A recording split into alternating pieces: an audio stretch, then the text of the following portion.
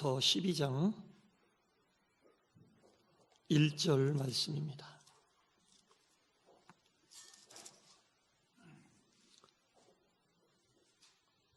로마서 12장 1절 말씀을 우리가 한 목소리로 같이 봉독하겠습니다.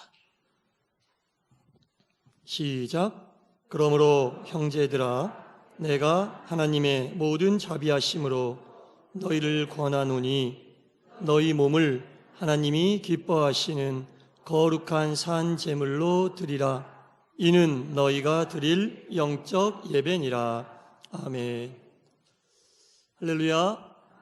주님의 평안이 예배에 참여한 모든 분들께 충만히 임하시기를 간절히 축원합니다. 아멘. 이 사도행전, 오늘 본문으로 삼고 있는 로마서 앞에 보면 사도행전이 나오거든요. 사도행전은 전체가 28장으로 되어 있습니다. 28장 가장 마지막 절인 30절과 31절 말씀을 제가 잠깐 읽어드리겠습니다. 바울이 온 이태를 자기 셋집에 머물면서 자기에게 오는 사람을 다 영접하고 하나님의 나라를 전파하며 주 예수 그리스도에 관한 모든 것을 담대하게 거침없이 가르치더라. 아멘. 지금 바울의 상태가 어떠냐면 죄수의 신분으로 로마에 끌려와 있는 상태입니다. 이제 황제의 판결을 기다리는데 2년 걸렸어요. 2년 동안 로마의 변두리에 있는 한 셋집에 머물면서, 누추한 공간에 머물면서 황제의 판결만을 기다리고 있는, 정말 하루도 편하지 않은 그런 시기를 보내고 있는 게 사도행전 맨 마지막에 바울이 처해 있는 상황입니다. 그런 상황 속에 사람이 처해 있으면 마음이 안정되지 않겠죠? 황제가 언제 어떻게 죄명을 판결하고 나를 이렇게 할 수도 있고 저렇게 할 수도 있는, 정말 뭔가가 결정되지 않은 불안한 상태에 있는데, 어떻게 소문을 들었는지 사람들이 이 바울이 거처하고 있는 그 불안정한 셋집으로 많이 오고 가는 거예요. 사람이 참 불안하니까 안 만나든지 권면해서 돌려보내든지 이렇게 해야 되는데, 이런 불안한 상태에 있는 바울을 찾아온 사람들을 바울은 어떻게 대했냐면, 오는 사람을 다 영접하고 하나님의 나라를 전파하며 그리스도에 관한 모든 것을 담대하게 거침없이 가르치더라 라고 나옵니다. 바울의 삶이 어땠으며 바울의 신앙관이 어떻다는 것을 이 바울의 마지막의 모습을 보고 우리가 미루어 짐작할 수 있지 않겠습니까, 여러분? 내가 지금 미결수로서 재판장의 판결을 기다리고 있는데 틀림없이 생각에는 중죄가 판결될 것 같은데 얼마나 불안하겠어요. 근데 사람들이 나를 보러 찾아온단 말이에요. 그 사람들을 일일이 만나고 그 사람들에게 하나님의 말씀을 전하고 예수님의 말씀을, 그것도 담대하게 거침없이 전했다. 바울의 신앙이 얼마나 정말 우리가 엄청나다고 생각할 수밖에 없는 그런 신앙의 소유자였다는 것을 우리가 발견할 수 있습니다. 이 바울의 삶 속에서 자신을 사도로 삼아주신 예수님과 하나님에 대한 진실한 감사의 마음이 끝까지 유지되지 않았더라면 죽음을 앞둔 사람이 이렇게 하나님을 전하고 예수님을 담대하고 거침없이 전하기는 불가능하다고 봐도 무방할 것 같습니다.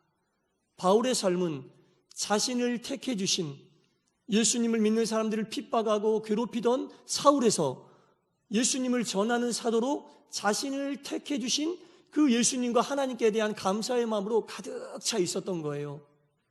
그러지 않고서는 이렇게 행할 수가 없어요. 죽음을 앞둔 사람이 이렇게 행할 수가 없습니다. 그리고 그 죽음을 맞이하고 있는 이유도 예수님을 전한다는 이유로 죽음을 맞이하고 있는데 어떻게 그분을 전할 수 있겠냐고요.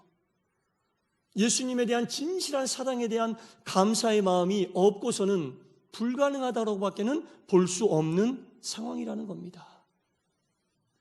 11월 셋째 주는 추수감사절이고 그리스도인들의 입술을 통해서 나와야 할 말 중에 가장 많이 나와야 할 말 중에 하나가 감사입니다. 이 사도 바울의 이 모습을 보면서 우리를 택하시고 하나님의 자녀로 삼아주신 하나님께 진심으로 감사하는 시간을 보내시기를 축원합니다. 그리스도인의 감사는요, 여러분, 상대적인 감사가 아니라 절대적인 감사가 되어야 합니다.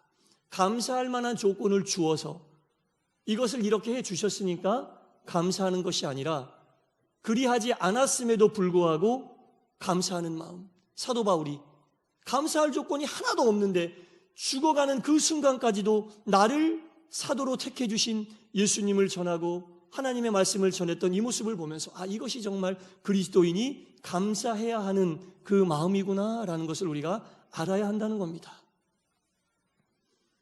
여러분, 하나님께 절대적인 감사를 하시기를 축원합니다. 네, 절대적인 감사를 해야 됩니다. 그러면 절대적인 감사를 하는데 우리가 그 절대적으로 하나님을 향해 감사하는 마음을 가지고 있음을 어떻게 표현해 드리면 그 마음이 하나님께 전달될 수 있겠습니까? 그런 의문이 들더라고요.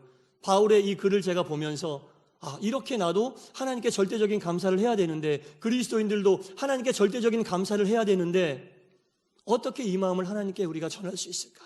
요만큼이라도 표현할 수 있을까? 창조주이신 하나님께 피조물인 우리가 무엇을 드린들 하나님이 기뻐하시고 만족해 하실까? 고민하고 기도하다가 이 해답을 오늘 본문에서 찾았습니다. 로마서 12장 1절에 이 해답이 있더라고요. 피조물인 우리가 창조주인 하나님께 절대적인 감사를 하는데 무엇을 드려도 그 마음을 온전히 표현할 수 있겠어요? 그런데 이것을 드리면 하나님이 기뻐하시겠더라고요. 그게 로마서 12장 1절입니다. 제가 다시 한번 읽어볼게요. 그러므로 형제들아, 내가 하나님의 모든 자비하심으로 너희를 권하노니 너희 몸을 하나님이 기뻐하시는 거룩한 산제물로 드리라. 너희의 몸을 하나님이 기뻐하시는 거룩한 산제물로 드리라. 산제물 중요합니다. 밑줄 치셔도 좋아요. 그것이 바로 영적인 예배다라는 거죠. 이 구약 시대에는요, 여러분, 제사라고 이제 하는 것이 하나님께 드리는 예배였어요. 제사를 드릴 때 어떡합니까? 제물을 가지고 이제 제사장 앞에 나가잖아요. 비둘기도 잡고 또는 양 또는 소를 가지고 제사장 앞에 나가는데, 제사를 드리기 전에 반드시 그 제물은 그 제물 속에 있는 몸의 피를 다 빼요. 목에 칼을 찔러서 죽이는 거죠. 죽여서 피를 다 빼고 껍질도 벗기고 말씀에 임한 대로 각을 떠서 제단 위에 올려 하나님께 그 제물을 태워서 그 연기를 하나님이 맡으시며 하나님께서 그 제사를 받으시는 거거든요. 그때 연기가 올라가는 것을 우리가 흠양하신다고 얘기하잖아요.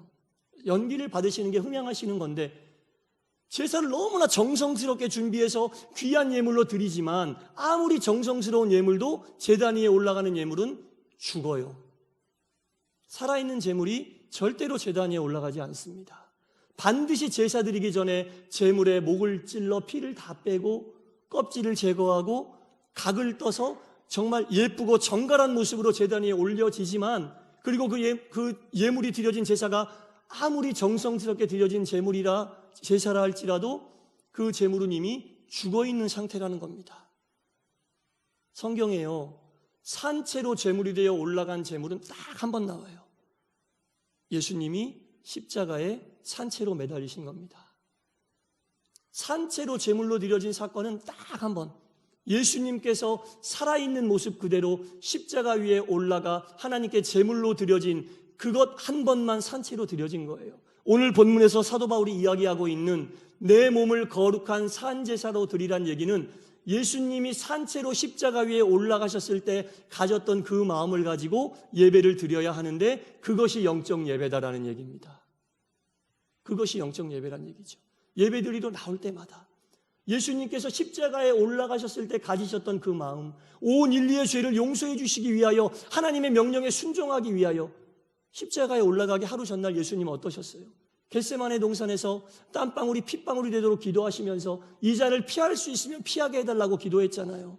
그럼에도 불구하고 하나님 말씀에 순종함으로 결론을 내리셨잖아요. 그래서 산채로 십자가 위에 올라가 산제물로 하나님께 드려졌던 겁니다. 바울이 우리에게 요청하는 예배는 바로 이런 겁니다. 하나님께 창조주인 하나님께 피조물인 우리가 감사하는 마음을 드릴 수 있는 가장 최고의 예물은 우리의 몸을 산제물로 하나님께 드리는 예배, 드리는 제사, 그것이야말로 영적인 예배다라고 바울이 우리에게 권면하고 있는 거예요. 예배를 드리러 나올 때마다 예수님이 십자가 위에 올라가셨을 때 가지셨던 그 마음으로 예배 드려야 할 줄 믿습니다. 그게 영적인 예배입니다, 여러분. 그게 우리의 몸을 산제물로 하나님께 드리는 겁니다. 그게 산제물이에요. 그래서 절대적인 감사를 해야만 이렇게 산제물로 하나님께 영적인 예배를 드릴 수 있다라는 겁니다. 상대적인 감사하는 마음을 가지고서는 진실한 산제물로 우리가 하나님께 예배를 드릴 수가 없다는 겁니다. 그래서 우리가 그리스도인으로서 하나님을 향해 가져야 되는 감사는 상대적인 감사가 아니라 절대적인 감사다. 절대적인 감사를 가지고 있는 사람은 하나님께 자신의 몸을 거룩한 산제물로 드리는, 마치 예수님께서 십자가 위에 올라가셨을 때 가지셨던 그 마음으로 예배를 드리러 나오고 하나님을 향해 집중하며 예배를 드릴 때 그 예배야말로 우리가 오늘 본문에서 사도 바울이 우리에게 권면하고 있는 산제물로 드리는 영적인 예배가 될 수 있다라는 겁니다. 영적인 예배는요, 여러분, 삶과 예배의 경계가 없어요. 삶이 곧 예배고 예배가 곧 삶입니다. 종교개혁자 루터는 이런 얘기를 했죠. 예배당 문을 열고 나가는 그 순간 진실한 예배는 시작된다라는 겁니다. 산 예배라는 것은 그런 겁니다. 영적인 예배라는 건 그런 겁니다. 마치 언제 어디서 어떠한 모습으로 예배를 드린다 할지라도 예수님의 마음을 가지고 예배를 드리는 것이 산 예배, 영적인 예배다라는 겁니다. 오늘은 우리가 그동안 하나님께 장로로 부르심을 받아서 사명을 감당하신 우리 김영희 장로님 은퇴 예식을 예배 가운데 진행을 하려고 합니다. 이제 앞두고 있습니다.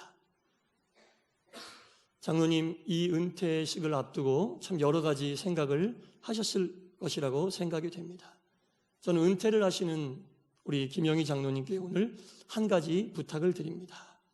시무 기간 중에도 누구보다도 예배를 중하게 여기시고 예배를 빠지지 않고 참석하시려고 노력 열심히 하신 모습, 또 새벽에 나와서 열심히 기도하셨던 그런 모습들을 저도 보았고 성도님들도 보아서 알고 계신 줄 압니다.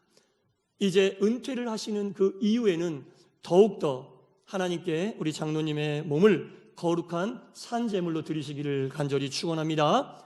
그래서 드리는 모든 예배가 하나님이 기뻐하시는 영적인 예배가 되시기를 다시 한번 축원합니다.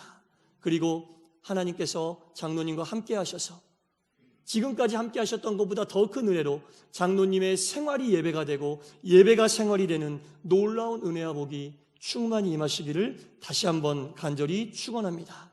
성도 여러분들도 하나님 아버지 앞에 예배드리러 나올 때마다 예수님의 심정으로 내 몸을 산제물로 드린다는 심정으로 나와 예배드리시기를 축원합니다. 그때 하나님께서 그 예배를 기쁘게 받으시고 네가 정말 영적인 예배를 나를 위해 드리는구나, 네가 드리는 어떠한 예물보다 이 예물이 나를 기쁘게 한다라는 하나님의 귀한 음성을 들으시기를 주 예수의 이름으로 간절히 축원합니다. 기도하겠습니다. 하나님,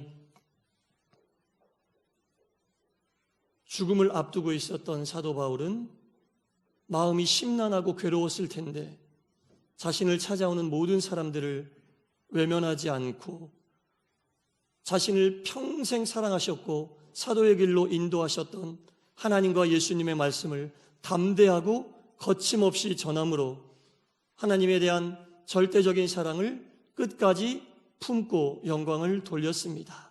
하나님에 대한 절대적인 사랑이 아니고서는 행할 수 없는 일들을 행한 사도 바울을 보며 우리도 하나님을 향해 상대적인 감사가 아니라 절대적인 감사로 영광 돌리게 하여 주시옵소서.